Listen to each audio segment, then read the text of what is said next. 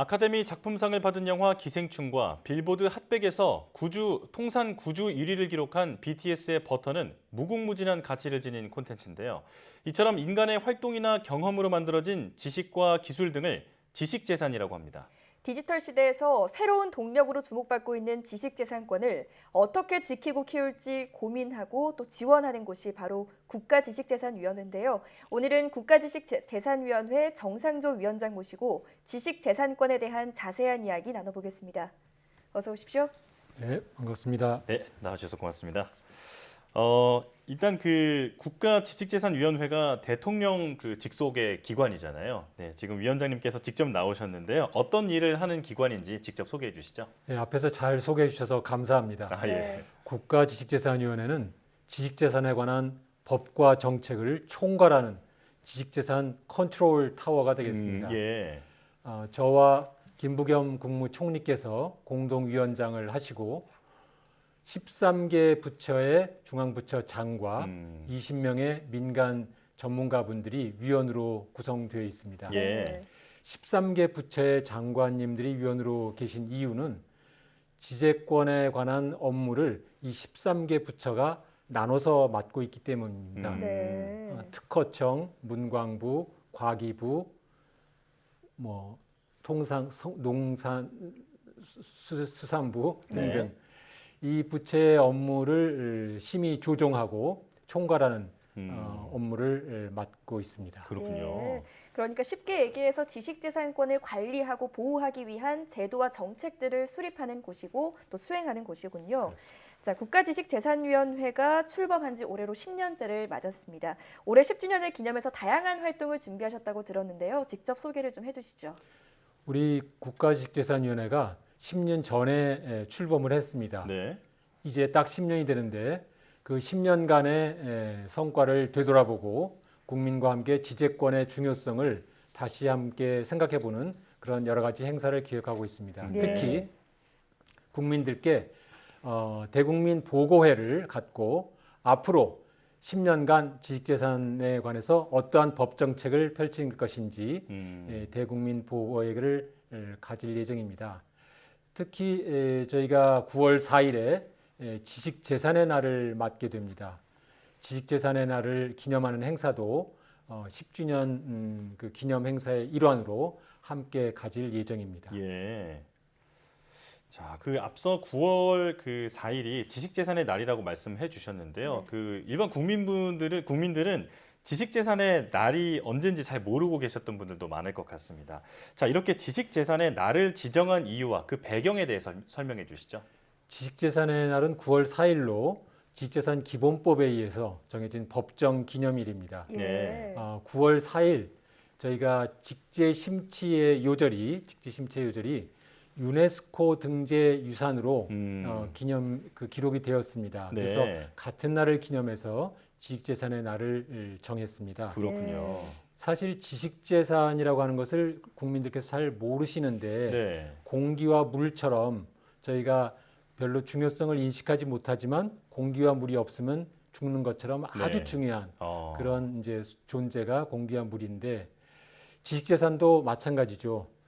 평소에 중요성을 모르지만 지식재산이 없으면 우리의 문명의 발전이 멈춰설 수도 있고 대한민국의 성장이 멈출 수도 있는 아주 중요한 그 법제도가 지식재산입니다. 그래서 그러한 지식재산의 중요성을 함께 공유하고 국민과 함께 그 가치를 같이 생각해보자 하는 그런 날이 되겠습니다. 예.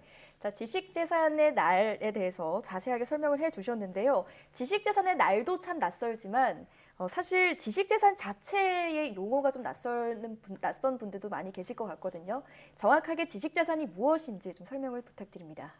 알기 쉽게 얘기를 하면 앞에서 우리 앵커님께서 소개한 것처럼 BTS가 지난해 3천억 원의 매출을 올렸는데 네. 그 매출은 저작권이 있기 때문에 가능한 것이죠. 네. 저희가 항상 가지고 다니는 휴대폰 갤럭시에도 25만 건의 특허권이 들어가 있습니다. 25만 건이요. 그래서 그러한 것들이 지식재산의 대표적인 예가 되겠습니다. 네. 그리고 최근에 SK, LG 간에 커다란 분쟁이 있어서 예. 무려 1조 원이 넘는 합의금을 낼 수밖에 없었는데 네. 그때 관련된 것이 영업 비밀이고 음. 그 영업 비밀도 지식재산이 되겠습니다. 네. 저희가 좋아하는 뭐 구찌, 루이비통 이러한 상표도 아. 지식재산이 되겠습니다. 네. 그래서 지식재산은 이렇게 뛰어난 창작이나 기술 혁신의 결과물에 대해서 권리를 부여함으로써 기술 혁신이나 창작을 촉진하는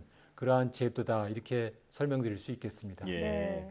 그러니까 인간의 활동에 의해서 만들어지는 그 모든 것에 어떤 그 권리를 부여하고 그걸 또 보호해 주는 게 바로 지식재산권이다. 그렇습니다. 지식재산이다. 이렇게 볼 수 있겠는데요. 자, 지금 이 디지털 대전환 시대라고 얘기를 하고 있습니다. 이 지식재산의 중요성이 날로 커지고 있는 이유는 뭔가요? 디지털 대전환을 이끌고 있는 기술은 인공지능과 요즘에 흔히 말하는 메타버스가 되겠습니다. 네. 인공지능 기술이 디지털 전환을 이끌어 가고 있는데 인공지능 기술은 때로는 사람 대신에 그림을 만들고 사람 대신에 음악을 창작하고 심지어는 뉴스 기사도 쓰는 시대가 되었습니다. 그래서 인공지능이 이끄는 디지털 대전환 시대에 이제 그 인공지능이 만든 또는 창작한 그러한 발명과 결과물에 대해서 누가 권리를 갖느냐. 네. 그리고 메타버스에서 가상 공간 속에서 이루어지는 지식재산은 무엇이고 어떠한 개념으로 다시 정립해야 되느냐. 이런 문제를 고민할 때가 되었습니다. 그래서 예. 디지털 대전환 시대에는 지식재산이 중요하고 아주 어려운 문제가 된 것이라고 볼 수 있습니다. 그렇군요. 네. 뿐만 아니라 네. 디지털 대전환 시대에 공교롭게도 미국과 중국이 패권 경쟁을 하고 있습니다. 네. 디지털 대전환을 서로 주도하기 위한 경쟁을 하고 있고 예. 이러한 패권 경쟁의 핵심에는 바로 지식재산이 자리 잡고 있기 때문에 그 중요성이 크다고 할 수 있겠습니다. 네. 디지털 시대가 가속화할수록 눈에 보이지 않는 권리에 대한 중요성 그리고 보호와 투자가 중요해진다 이런 말인데요. 자, 그렇다면 현재 우리나라의 지식재산 분야 세계적으로 봤을 때 어느 정도의 위상을 가지고 있을까요?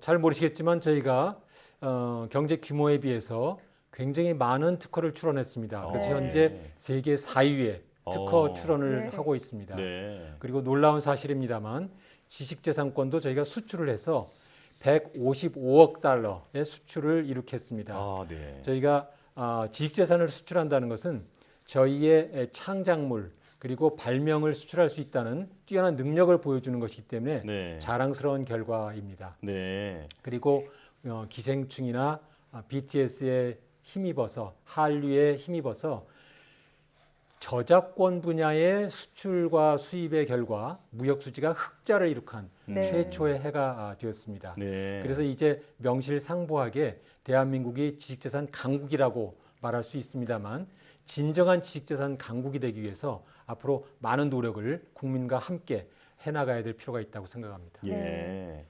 자, 그 말씀을 듣다 보니까 실물보다 지금 더 중요해지고 있는 게 바로 지식재산이다 이런 생각이 드는데요. 자, 이렇게 지식재산의 중요성이 커진 만큼 이와 관련한 문제도 많이 생길 것 같습니다. 지식재산 침해를 막는 제도적 뒷받침은 어떻게 마련되고 있나요? 침해를 막는 제도가 참 중요합니다.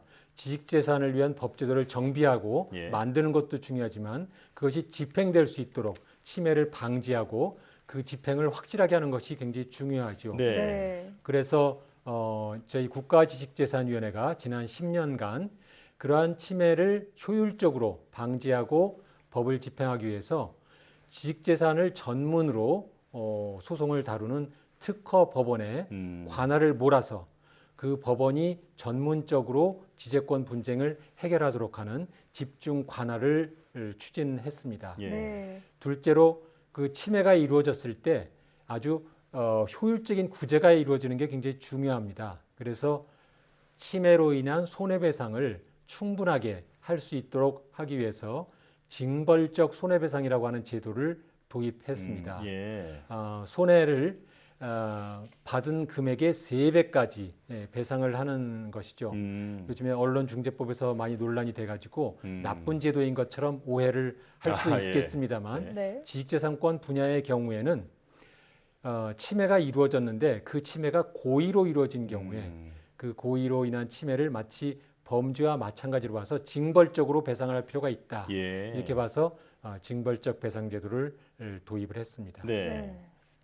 자, 그런데 한편 코로나19 백신과 관련해서도 지금 지식재산권 논의가 뜨겁습니다. 코로나19 관련 분야에서 경쟁력을 얻기 위해서는 무엇보다 지식재산권이 중요할 텐데요. 이와 관련해서는 어떤 노력을 하고 계십니까? 우리 백신 개발과 관련된 지식재산권은 잘 알려져 있지 않지만 가장 중요한 그 핵심 인프라가 되겠습니다. 예. 그래서 저희 정부는 코로나19 특허 정보 내비게이션이라는 것을 만들어서 기업들에게 제공함으로써 그 내비게이션을 보고 특허 정보라든지 연구 데이터를 신속하게 확보해서 연구 개발을 할 수 있도록 백신에 관한 연구 개발을 지원해 드리는 예. 그러한 사업을 추진하고 있습니다. 네. 둘째로 백신 관련된 기술을 개발해서 특허 출원을 했을 때 그 특허 출원을 우선 심사할 수 있도록 우선 심사를 추진하고 있습니다. 예. 우선 심사를 하면 신속하게 특허를 받을 수 있겠죠. 특허를 받은 기술을 가지고 신속하게 의약품을 개발할 수 있을 것입니다. 네. 그렇군요. 이 특허 정보 내비게이션이라는 것을 운영을 하면서 이제 그 국내 제약사들이 백신 개발을 하는데 많은 도움을 받을 수 있게끔 네, 그렇습니다. 그렇게 뒷받침해주고 있다 이렇게 말씀해 주셨습니다. 자, 지금까지 일단 그 지식재산에 대한 개념 그리고 우리나라가 지식재산을 보호하기 위해서 어떤 제도적 그 뒷받침을 하고 있는지 설명을 잘 들어봤는데요. 자, 그런데 최근 그 인공지능이나 로봇 분야 개발이 이제 각광을 받고 있잖아요. 그렇다면 이 인공지능이나 로봇이 만약에 음악이나 그림 같은 그 창작물을 만든다면 지금 이것에 대한 그 지식재산권 보호는 어떻게 되는 겁니까? 정말 재미있는 이슈죠. 예.